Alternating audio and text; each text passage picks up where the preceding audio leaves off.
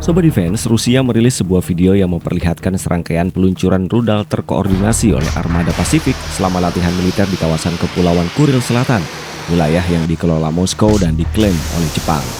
Menurut Kementerian Pertahanan Rusia, rudal-rudal tersebut ditembakkan ke sasaran yang mensimulasikan kapal milik musuh hipotetis dan berada pada jarak lebih dari 300 km. Operasi tersebut melibatkan 3 platform peluncuran yang berbeda. Kapal penjelajah rudal Varyak menembakkan 2 rudal anti kapal P-1000 Vulkan, sementara kapal selam bertenaga nuklir menggunakan rudal jelajah anti kapal P-700 Granit. Pada saat yang sama, satu unit sistem pertahanan pantai Bastion yang ditempatkan di Kepulauan Kuril meluncurkan rudal supersonik P-800 Onyx. Kombinasi ini memungkinkan Armada Pasifik berlatih melakukan peluncuran dari kapal permukaan, kapal selam, dan juga unit berbasis darat. Latihan tersebut merupakan bagian dari serangkaian manuver berskala besar yang dilakukan Armada Pasifik pada Agustus. Presiden Vladimir Putin secara langsung menyaksikan tahap akhir kegiatan tersebut dari atas Varyak dan mengatakan bahwa Moskow bermaksud memperluas kemampuan militer Rusia di kawasan Pasifik. Latihan berlangsung pada saat hubungan Rusia dan Jepang sedang sensitif. Lokasi peluncuran rudal menambahkan dimensi geopolitik pada manuver tersebut.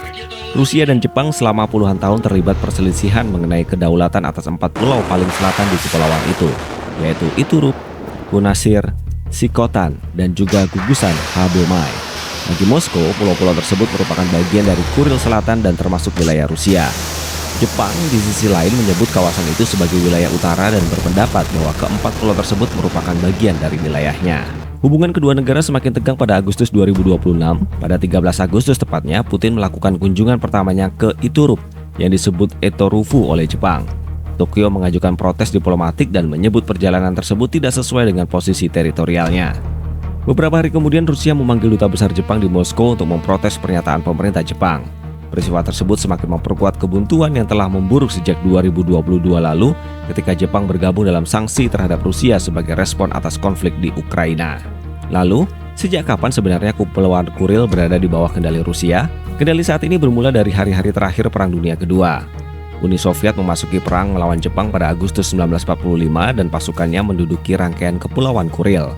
Di 4 pulau yang saat ini diklaim Tokyo, pendudukan Soviet berlangsung antara akhir Agustus dan awal September tahun tersebut.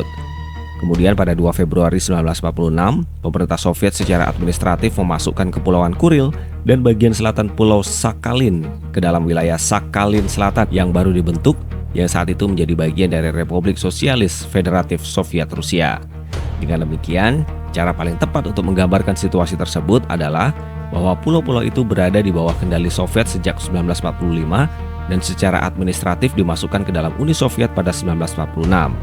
Setelah bubarnya Uni Soviet pada 1991, Federasi Rusia mempertahankan administrasi atas kepulauan tersebut yang kini menjadi bagian dari wilayah Sakhalin, Rusia. Namun, kedaulatan atas 4 pulau selatan tersebut tetap dipersengketakan oleh Jepang. Nah, gimana menurut kalian?